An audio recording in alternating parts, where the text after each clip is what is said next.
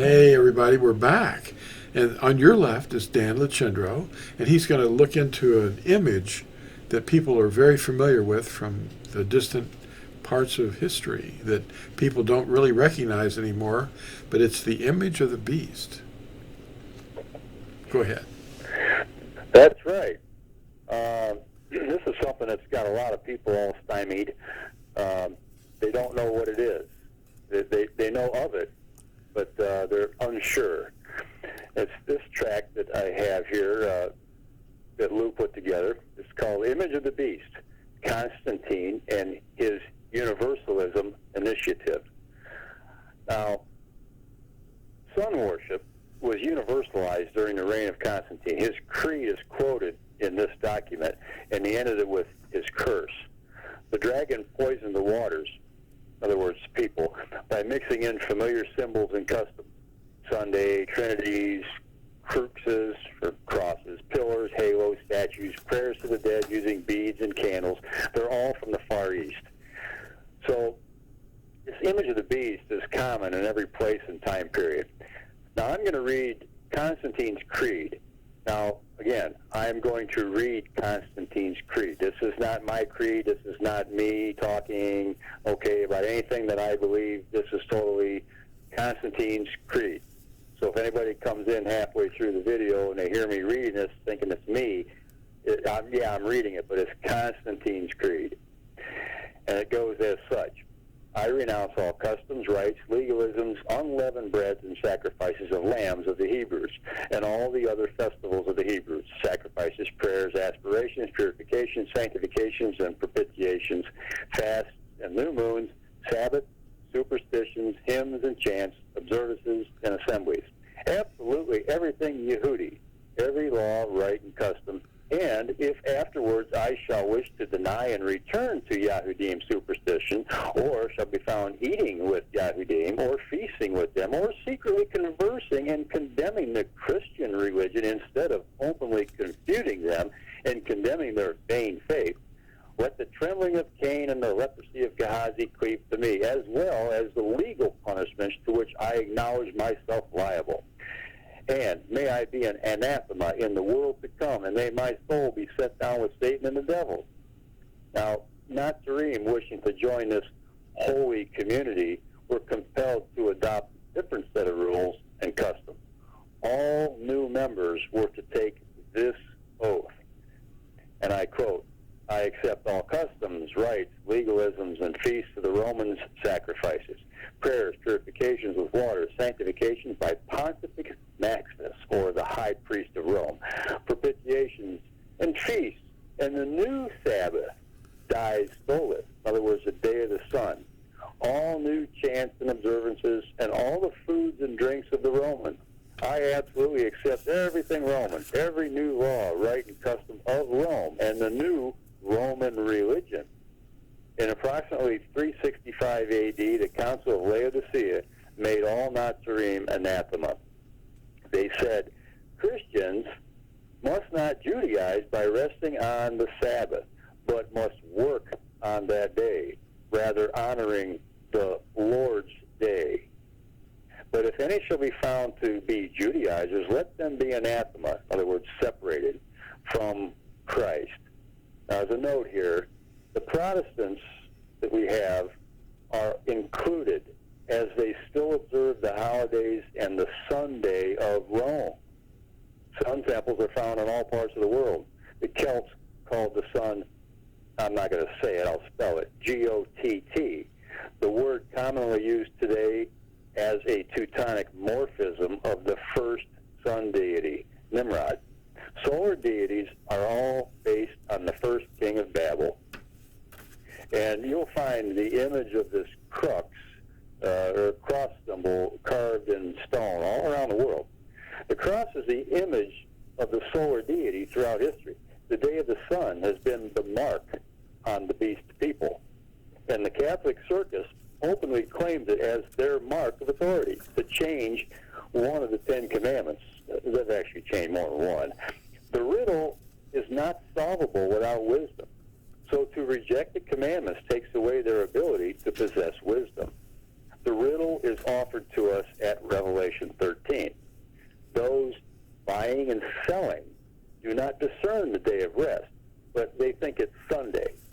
those who know Yahusha guard his commandments.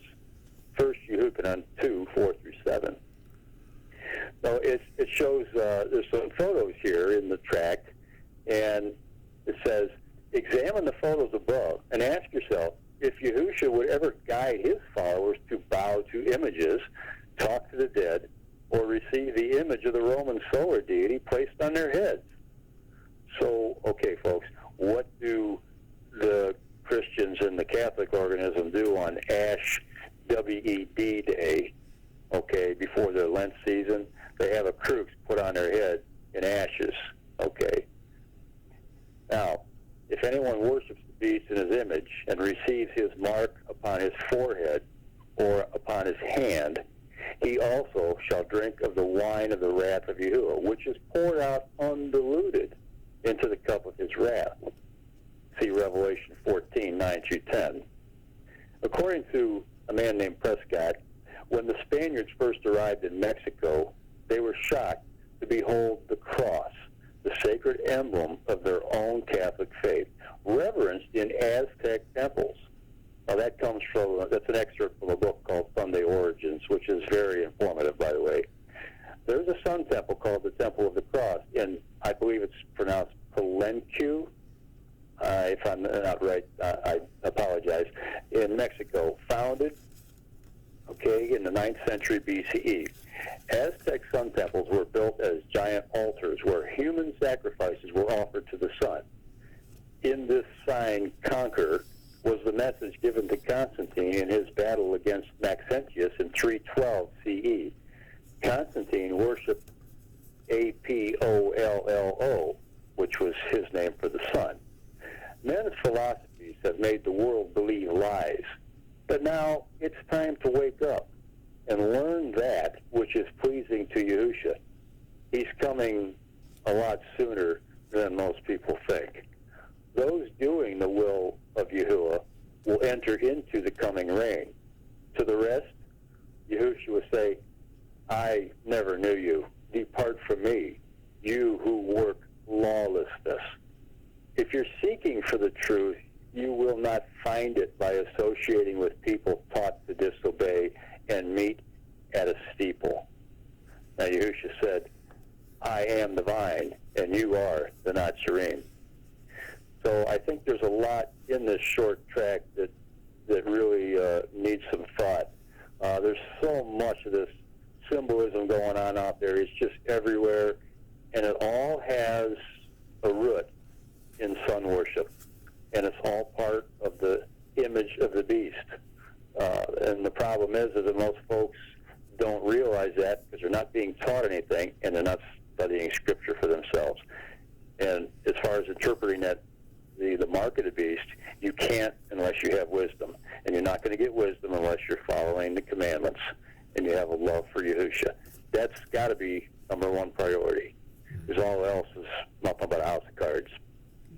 So I don't know, Lou, what do you think of that? Well, I think that there's so much in this track that you need to download this and get a physical copy printed out. You can get this at torazone.net for free under the PDF downloads. So just look for this 4-page track. And everything that you heard today is truth. It's not pleasant to hear because it causes cognitive dissonance when you realize that everything you've been taught is a lie. But Yahusha is the name of the person that is your Redeemer. He's also your Creator. And you're to obey His 10 Commandments, the covenant of love that teaches you how to love Him and love your neighbor. And by calling Him fake names and invented names that Jesuits invented in the 1600s isn't going to help you. What were the Jesuits, by the way? There's something else about the Jesuits that a lot of people don't know about, but you can go to the Library of Congress and look up the Jesuit Oath, and if you've got the stomach to read it, it'll give you kind of a good idea of what they're about. And they haven't changed, okay? The agenda is still the same. They're the ones that run the world. And behind every organization, every front, okay, it's those guys.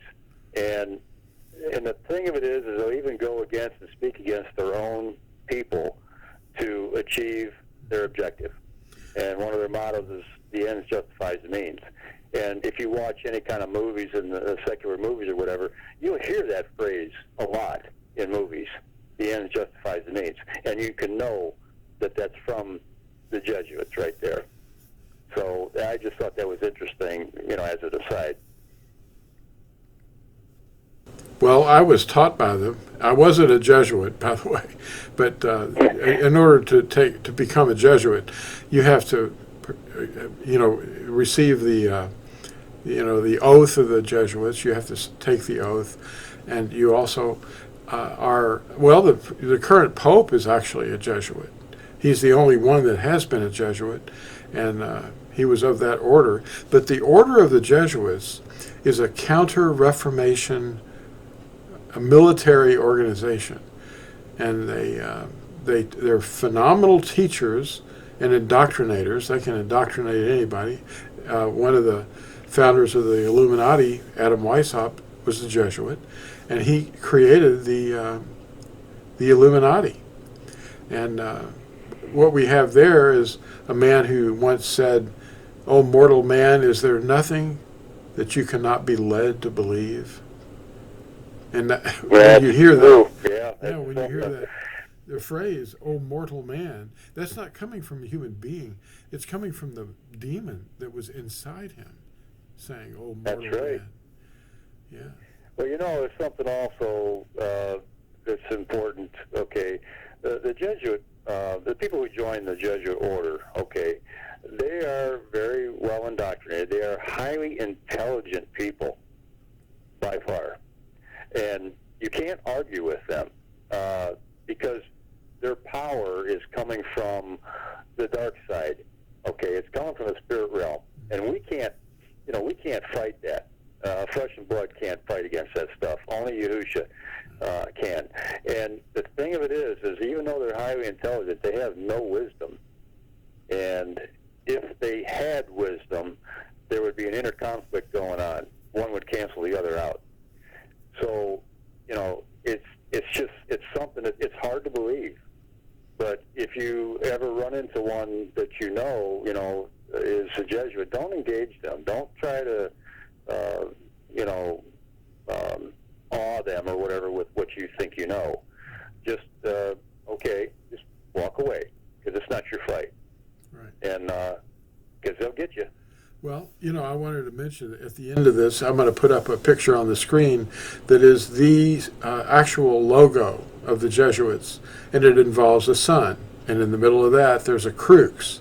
And then there's the motto in abbreviated form, "for the greater glory of God." And God is the actual name of the Druid sun deity. The Teutonic deity was called Gott, as you quoted in this article. So this is the image of the beast, and it's being presented to you in Jesuit universities and so forth as their logo and their very motto. And like we had discussed before, Lou, the image of the beast is totally separate than the mark of the beast. Yes, it is. And you have to be able to discern the two. Mark of the beast is something totally different. And that's what all people have, the mark of the beast, because they don't realize what it is. And there's a time coming when it's going to be enforced. And it says so in Scripture that they're going to enforce this mark of the beast on people. And until you know what it really is, you really you don't know what to do. It's associated. But it comes down to, plain and simple, it's a day of worship. It's a day of rest. Okay, the mark of the beast is any other day except the Sabbath day. The true Sabbath day, okay, is the seventh day of the week. And that's the day that Yahuwah rested. The mark of the beast is the spurious Sabbath, which is the Sunday. And that's what is being promoted throughout Christianity. And, even I hate to say it, but even the Amish folks don't know that Sunday is a Catholic institution. And they defend it unknowingly. Yeah, it's associated directly with buying and selling. And the buying Yes. and selling, even, well, the dragon knew, and that's why Constantine set up Sunday as the day of rest for all the people across his empire, and that no buying and selling, no commerce would occur on the day of the sun. And that's what he worshipped. And buying and selling on the Sabbath day is why we can't buy and sell, because we can't violate the commandment. It isn't the beast that's keeping us from buying and selling at all. It's the commandment itself, where we recognize the day of the seventh day of the week, every week, that we don't buy and sell. That's right. Yeah. So thank you for watching this. And is there anything you'd like to add to this at the end?